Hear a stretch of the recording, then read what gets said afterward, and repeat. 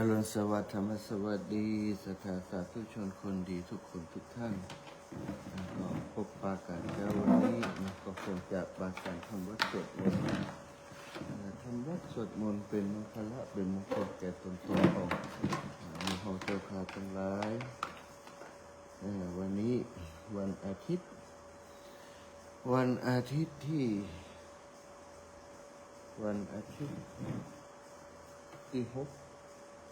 หกเดือน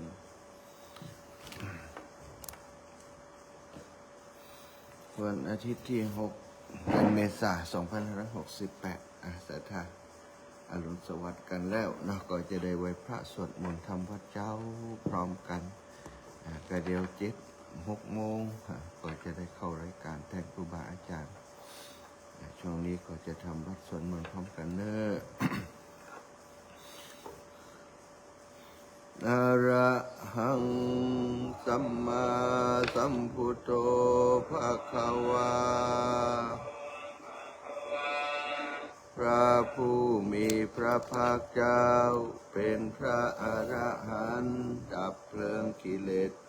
เพลิงทุกข์สิ้นเชิงตรัสรู้ชอบได้โดยพระองค์เองพุทธังภคะวันตังอภิวาเทมิข้าพเจ้าอภิวาทพระผู้มีพระภาคเจ้าผู้รู้ผู้ตื่นผู้เบิกบานสวากขาโต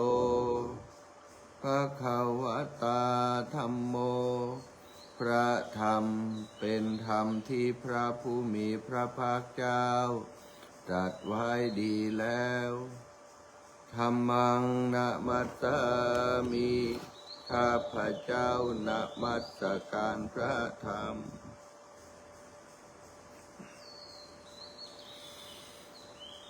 สุปฏิปันโนภะคะวะโตสาวกสังโฆ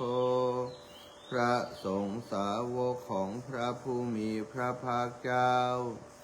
ปฏิบัติดีแล้วสังฆังนะมามิข้าพเจ้านอบน้อมพระสงฆ์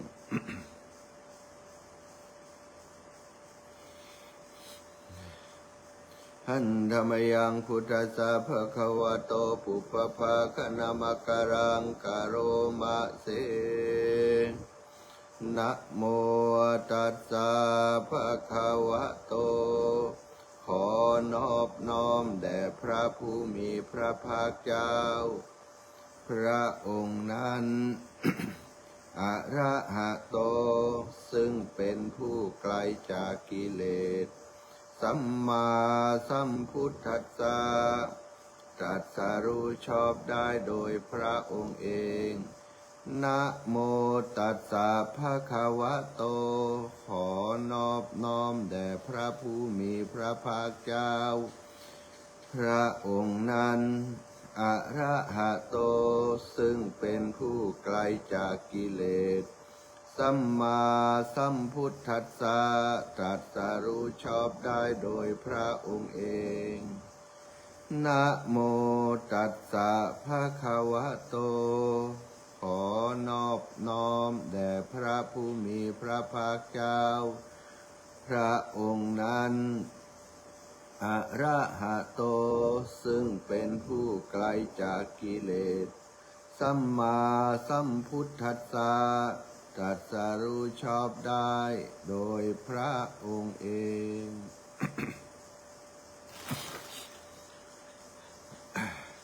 หันธรรมยังพุทธาภิทุติงกะโรมะเสโยโสตถาคโตพระตถาคตเจ้านั้นพระองค์ใดอรหังเป็นผู้ไกลจากกิเลสสัมมาสัมพุทโธเป็นผู้ตรัสรู้ชอบได้โดยพระองค์เองวิชชาจารณะสัมปันโนเป็นผู้ถึงพร้อมด้วยวิชชาและจารณะสุขโตเป็นผู้ไปแล้วด้วยดี โลกาวิทูเป็นผู้รู้โลกอย่างแจ่มแจ้งอนุตตโรปุริสธรรมสารถิเป็นผู้สามารถฝึกบุรุษที่สมควรฝึกได้อย่างไม่มีใครยิ่งกว่าสัทธาเทวมนุษย์นังเป็นครูผู้สอนของเทวดาและมนุษย์ทั้งหลายพุทโธเป็นผู้รู้ผู้ตื่นผู้เบิกบานด้วยธรรมภควาเป็นผู้มีความจำเริญจำแนกคำสั่งสอนสัตว์โยอิมังโลกังสเทวกังสมาระกังสพรัมมกังสัสสะมานะพรัมมณิงปะชังสเทวมนุษย์สังสยังอภิญญาสัจจิกัตตวาปเวเทสีพระผู้มีพระภาคเจ้าพระองค์ใดได้ทรงทำความดับทุกข์ให้แจ้งด้วยพระปัญญาอันยิ่งเองแล้วทรงสอนโลกนี้พร้อมทั้งเทวดามารพรหมและหมู่สัตว์พร้อมทั้งสมณพราหมณ์พร้อมทั้งเทวดาและมนุษย์ให้รู้ตามโยธรรมังเทเสสีพระผู้มีพระภาคเจ้าพระองค์ใดทรงแสดงธรรมแล้วอาทิกัลยาณังไพเราะในเบื้องต้นมัชเชกัลยาณังไพเราะในท่ามกลางปริโยสานะกัลยาณังไพเราะในที่สุดสัทธังสัพพยัญชนะเกวระปริปุณังปริสุทธังพรหมจริยังปกาเสสีทรงประกาศพรหมจรรย์คือแบบแห่งการปฏิบัติอันประเสริฐบริสุทธิ์บริบูรณ์สิ้นเชิงพร้อมทางอัฏฐะพร้อมทางพยัญชนะตัมมังภควันตังอภิปูชยามิข้าพเจ้าบูชาอย่างยิ่งเฉพาะพระผู้มีพระภาคเจ้าพระองค์นั้นตัมมังภควันตังสิรสานะมามิข้าพเจ้านอบน้อมพระผู้มีพระภาคเจ้าพระองค์นั้นด้วยเสียงกล่าวหันธรรมยังธรรมาภิทุติงกโรมะเสโยโสสวากขาโตภควตาธัมโมพระธรรมนั้นใดเป็นสิ่งที่พระผู้มีพระภาคเจ้าตรัสไว้ดีแล้วสันทิฏฐิโกเป็นสิ่งที่ผู้ศึกษาและปฏิบัติพึงเห็นได้ด้วยตนเองอากาลิโกเป็นสิ่งที่ปฏิบัติได้และให้ผลได้ไม่จำกัดการเอหิปัสสิโกเป็นสิ่งที่ควรกล่าวกับผู้อื่นว่าท่านจงมาดูเถิดโอปานายิโกเป็นสิ่งที่ควรน้อมเข้ามาใส่ตัวปัจจัตตังเวทิตาโพวินโยหิเป็นสิ่งที่ผู้รู้ก็รู้ได้เฉพาะตนตัมมังธัมมังอภิปูชยามิข้าพเจ้าบูชาอย่างยิ่งเฉพาะพระธรรมนั้นตัมมังธัมมังสิรสานะมามิข้าพเจ้านอบน้อมพระธรรมนั้นด้วยเสียงกล่าวหันธรรมยังสังฆาภิทุติงกโรมะเสโยโสสุปฏิปันโนภควโตสาวกสังโฆสงฆ์สาวกของพระผู้มีพระภาคเจ้านั้นหมู่ใดปฏิบัติดีแล้ว อุชุปฏิปันโนภะคะวะโตสาวกสังโฆสงฆ์สาวกของพระผู้มีพระภาคเจ้าหมู่ใดปฏิบัติตรงแล้วยายะปฏิปันโนภะคะวะโตสาวกสังโฆสงฆ์สาวกของพระผู้มีพระภาคเจ้าหมู่ใดปฏิบัติเพื่อรู้ธรรมเป็นเครื่องออกจากทุกข์แล้วยายะ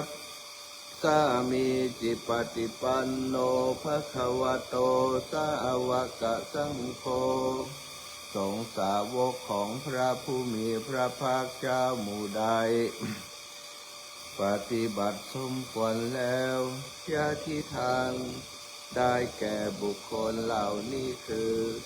จัตตาริปุริสายุคานิอัฏฐปุริสปุคลาคู่แห่งบุรุษสี่คู่นับเรียงตัวบุรุษได้8บุรุษเอสาภะคะวะโตสาวกสังโฆนั่นแหละสงฆ์สาวกของพระผู้มีพระภาคเจ้าอาหุนายโยเป็นสงฆ์ควรแก่สักการะที่เขานำมาบูชาปาหุนายโยเป็นสงฆ์ควรแก่สักการะที่เขาจัดไว้ต้อนรับทักขินายโยเป็นผู้ควรรับทักษิณาทานอัญชลีกะระนิโยเป็นผู้ที่บุคคลทั่วไปควรทำอัญชลีอนุตตรังปุญญเขตังโลกัสสะเป็นเนื้อนาบุญของโลกไม่มีนาบุญอื่นยิ่งกว่ากัมมหังสังฆังอภิปูชยามิข้าพเจ้าบูชาอย่างยิ่งเฉพาะพระสงฆ์หมู่นั้นกะมหังสังฆังสิรสานะมามิข้าพเจ้านอบน้อมพระสงฆ์หมู่นั้นด้วยเสียงกลาง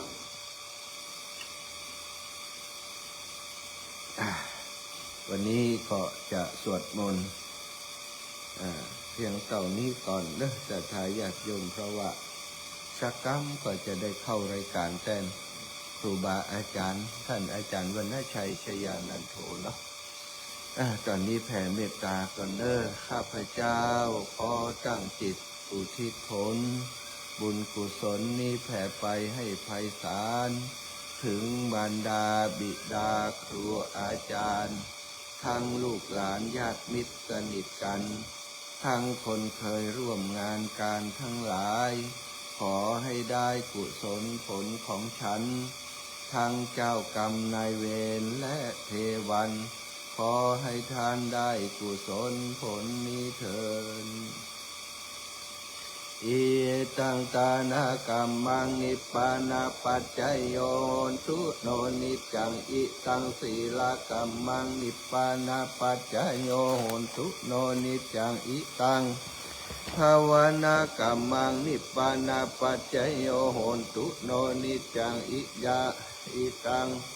ยังกินจิกุสลังกาตะปังกัมมังสัพเพหิกาเตหิกาตังปุญญังโนอนุโมทันตุสุนันตุโพนโตเยเตวะอัสสะมิงคาเนอาทิคาตาทิคายุกาสัตตาโหนตุสัพพสัตตานังสุขิอัตตานังปาริหารันตุมาตาปิตา